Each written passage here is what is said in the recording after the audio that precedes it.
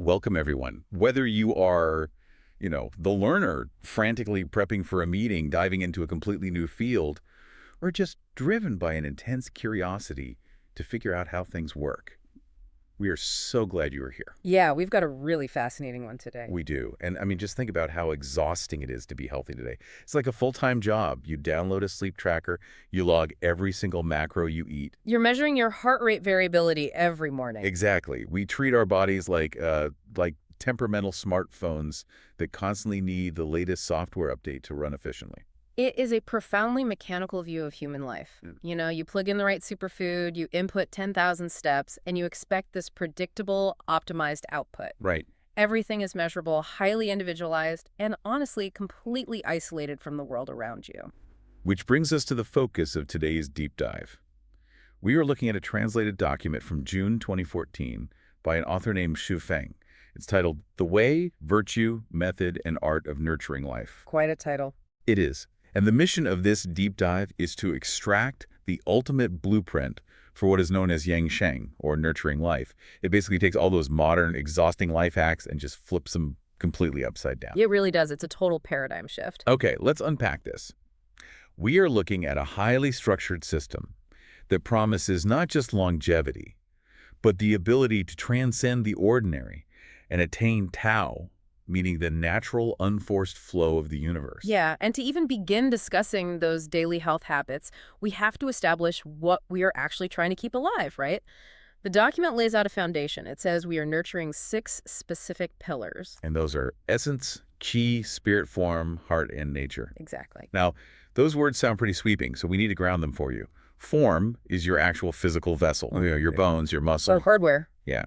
And ki represents the vital energy or the breath moving through that vessel. Spirit is your consciousness. But it is the description of essence that offers a really vivid mechanism for how all this works. I love how Xu Feng describes this part. Me too. Yeah. He writes that nurturing essence is about absorbing the energy of the sun, the moon, the spiritual ki of heaven and earth. And there is this specific poetic quote to illustrate the result. I'll read it. It's great. It says, you are ensuring the body is half an acre a square pond, looks like a mirror, the light of the sky and the shadow of the clouds linger together.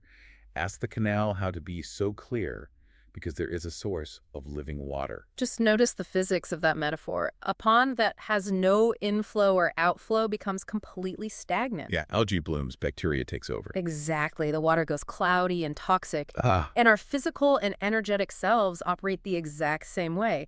If you are entirely closed off, just, obsessing over your own isolated health metrics, you become a stagnant pond. wow. True health requires a continuous exchange with your environment. You need that source of living water to flush out the decay. And that concept of constant flushing moves perfectly into how the text describes nurturing the heart.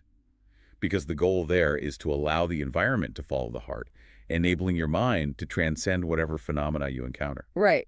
The instruction is to manifest the heart when events happen, but then empty the heart when they pass, making sure nothing lingers. It is exactly like managing the cache on a computer browser. Oh, that's a perfect way to look at it. Right. Like you open a tab to deal with an urgent email or to navigate a stressful conversation, and that tab requires processing power. Sure does. But if you never close those tabs, if you let every minor conflict, every lingering anxiety run in the background, your RAM gets entirely eaten up. Mm-hmm. The fan starts whirring, the system lags, and eventually the whole computer crashes. Nurturing the heart is basically the practice of aggressively closing those background tabs. Exactly. What's fascinating here is that, while emptying the heart sounds like an immense daily challenge, the author explicitly warns that the final pillar, cultivating one's nature, is actually the hardest task of all.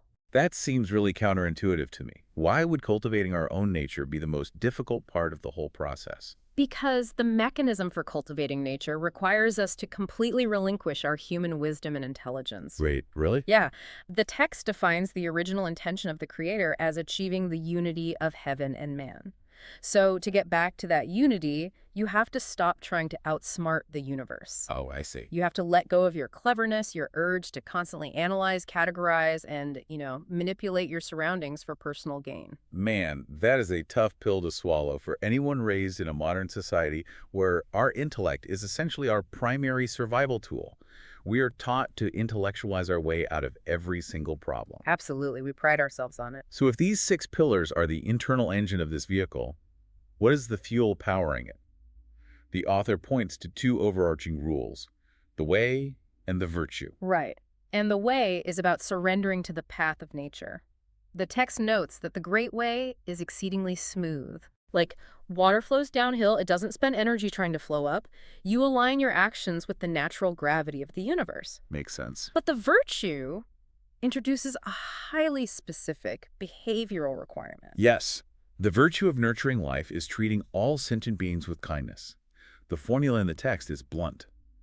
Benefiting others benefits oneself. And it comes with a massive warning. A huge one. It says if you harm other lives just to nourish yourself, you are violating the core virtue of life nurturing. Doing so makes all your health preservation efforts completely futile. It invites endless troubles no matter how many green smoothies you drink. I have to pause and push back on this premise because it completely shatters the modern paradigm of wellness. Oh, so? Are we really saying that my biological blood pressure, my cellular aging, is directly dependent on my moral treatment of the people around me? Okay. Because today, wellness is such an isolated, sometimes selfish pursuit. Very true. I buy the organic food for me. I go to the exclusive retreat for my own peace of mind. My health is my own private fortress. And that fortress mentality is precisely what the text argues against. The philosophy here is based on profound interconnectedness. All life reciprocates the energy it receives. Okay. If you are causing harm or stepping on others to secure your own comfort, you are generating a ripple of resistance. And that negative energy eventually crashes back into your own clear pond. You cannot achieve biological harmony if you are living in ethical dissonance. You know, when you look at the actual physiology of stress, that ancient philosophy actually holds up. Oh, completely. If you are lying or manipulating or holding on to anger, your body enters a low-grade fight-or-flight state. Your cortisol spikes, your digestion slows down, your sleep architecture falls apart. You're literally poisoning your own pond. Yes, you can sit in a hyperbaric oxygen chamber all day, but if your nervous system is convinced you are in conflict with the world, your body will break down. The physical body always keeps score of our moral debts. So having established that ethical boundary, we have to look at how a person actually rewires their brain to achieve this state. This is what the text calls the method. And the primary method is purifying the soul, getting rid of the weeds and trash so the flowers can bloom. But it goes much deeper than a simple gardening metaphor, right? Much deeper. The actual technique requires entering a state of selflessness and formlessness. The phrase used is Tao endures, and so do I. Exactly. By removing the heavy, rigid armor of your ego, you become adaptable. If we connect this to the bigger picture, this practice creates a state of ethereal tranquility. Ethereal tranquility. Yeah, it's a foundational clearing of the mind before you attempt any specific daily health routines. And the text makes a radical assertion to get you to that tranquility. It says that only by relinquishing the ego can you realize the self, and you must understand that all phenomena are but illusions. That's a heady concept. It is. But I think the best way to visualize the mechanics of this is putting on a virtual reality headset. Okay, I like this. You can play a terrifying survival game in VR, and your biological responses will be real. You will sweat, your heart rate will skyrocket, your breathing will get shallow. The stress is physically destroying your body. Right, your brain thinks it's really happening. Exactly. So to achieve ethereal tranquility, you don't fight the digital monsters harder.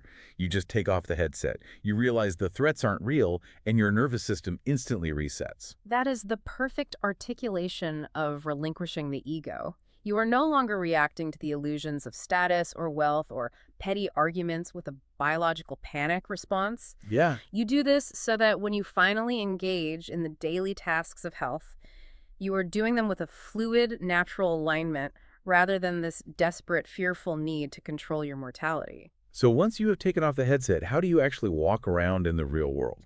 Here's where it gets really interesting. This brings us to the specific actionable habits, what the author calls the arts of nurturing life. And there are 18 rules listed here, blending the physical, the mental, and the social. Let's run through a few. Looking at the physical rules, they emphasize moderation and flow over extreme discipline. Right. Like, moderate diet doesn't mean starving yourself. It means eating at a fixed quantity and time, avoiding blind, mindless eating. There is regulating breath and guiding qi, which is the practice of qigong, ensuring that vital energy moves smoothly through the organs rather than getting trapped. It also mentions making the body flexible and balancing movement with stillness. Pure movement wears out the joints, but pure stillness atrophies the muscles. But the mechanisms behind the mental and emotional rules are particularly striking to me. Take the rule for reducing worries. The author offers a specific mental framework for this. 3 parts human effort, 7 parts fate. I love that ratio. It's incredibly liberating for the listener. Right. Think about preparing for a massive presentation at work. You can do your 30% person, you research the topic, you build the slides, you practice your delivery. That is the human effort. Right. You do what you can control. Exactly. But whether the client is in a good mood, whether the projector breaks, whether the economy shifts, that is the 70%. Surrendering that 70% to fate is a deliberate health practice. It shuts off the anxiety loop. That is so practical.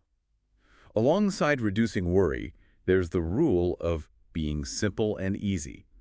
The text advises against pursuing luxurious things, specifically so that you won't be busy.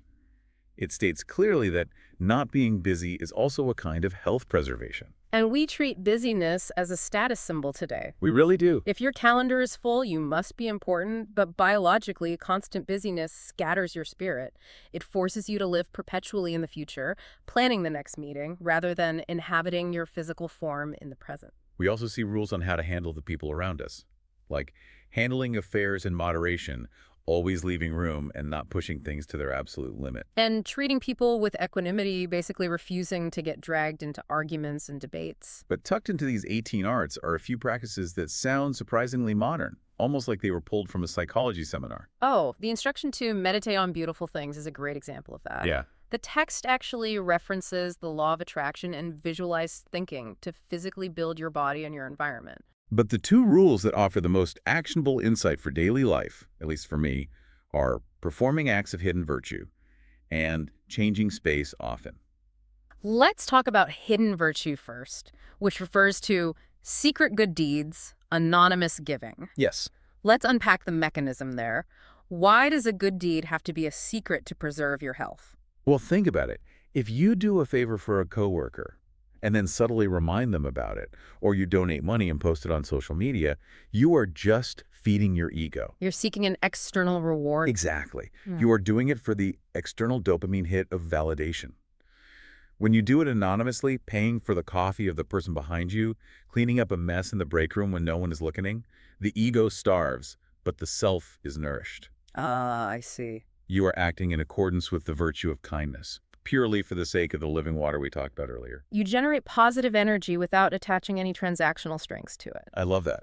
And what about the rule to change space often? The text warns against staying in one place for too long. And from a neurological standpoint, changing your environment breaks automated habits. Right, it forces you out of autopilot. Yeah. If you just move your desk to the other side of the room or take a different route on your evening walk, your brain has to wake up. It maps the new surroundings. It prevents both physical and mental stagnation. There is one deeply philosophical rule among these 18 arts that kind of ties all of this together. Know the masculine, but keep to the feminine. The advice is to not show off strength. The author writes, water naturally becomes deep, mountains naturally become peaks. Focus your work on the weak details, the soft edges. It is the ultimate expression of the Tai Chi principle. If you build a skyscraper that is perfectly rigid, the first earthquake will snap it in half. Wow, great analogy. Thanks. A structure survives because it can sway. Strength without flexibility is brittle. True endurance lies in softness, in adapting, and in giving up the desperate need to prove your dominance. So we have walked through several of these 18 R's, from anonymous good deeds to eating on a schedule to moving your furniture. If you're listening to this and thinking, I need an Excel spreadsheet to track all these rules so I can achieve ethereal tranquility. The author actually anticipates that exact reaction. Yes, he does.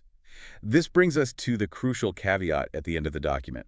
Nurturing life is a lifelong evolution, not a 30-day challenge. The author establishes a strict hierarchy for this entire system. Right. First, you cultivate Tao, then you cultivate virtue, then the method, and only at the very end do you focus on the art, the 18 rules. The warning is clear. Do not over-optimize. If you place too much emphasis on the art, the routines become a burden. They become cumbersome.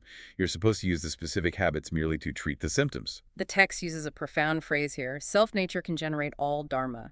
In this context, dharma means the methods or the phenomena of practice. If your foundational nature is aligned with the universe, the right habits will naturally emerge. You won't have to force yourself to eat moderately or avoid arguments. It will happen organically. And we see this completely inverted in modern wellness.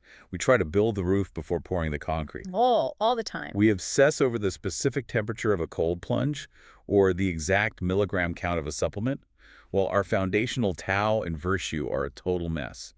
We want the prize of longevity without doing the spiritual work of treating people with kindness or relinquishing our egos. Exactly. And if you do establish that foundation, the text says you achieve the mood of a very famous piece of literature, Liuxi's poem In Praise of My Humble Home.